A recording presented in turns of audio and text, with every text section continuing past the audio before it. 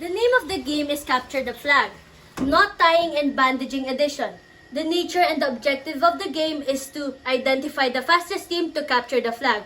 Players will undergo different challenges before capturing the flag. There will be 4 stations that the players will go, challenging their rope and bandaging skills. The materials needed is ropes and triangular bandage. Rules. The facilitator will be the one who will check if the knots in the bandaging are correctly executed. Once the official in charge notices an incorrect execution of the knots and bandaging, the player will go back from the start.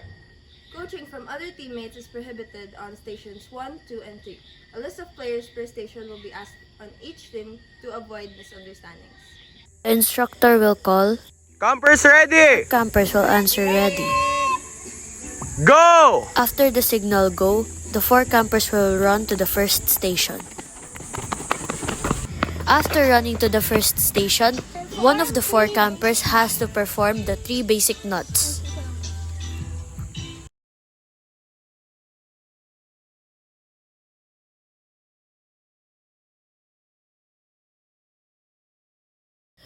After performing the 3 basic knots, all of them has to run to the second station.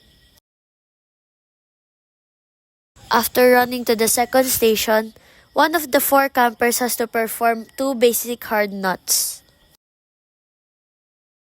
After performing the second station, 4 of the campers has to run to the third station to complete the task. Upon reaching the third station, 2 of the campers has to perform bandaging techniques. 1 for the head, 1 for the sling arm, 1 for the hands, and 1 for the feet.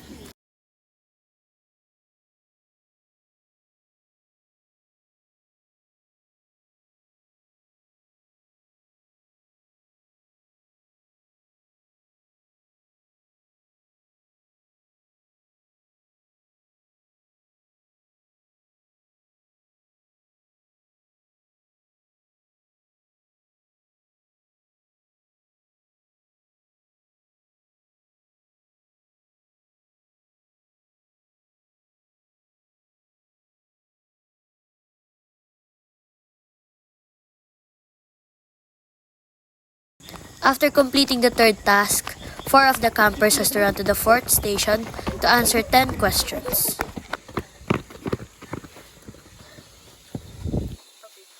Who is President of the Philippines? Who is element of the periodic table? Hydrogen! Sino ka mabahong paa? Sa kanya!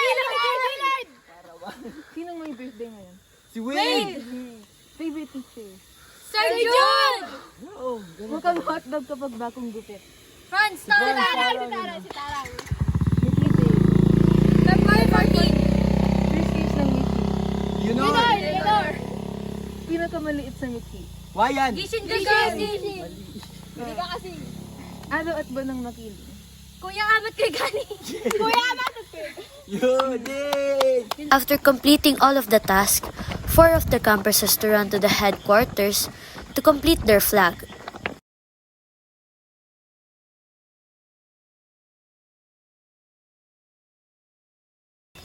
After completing the flag, they have to call their name. 1, 2, 3, Jigo!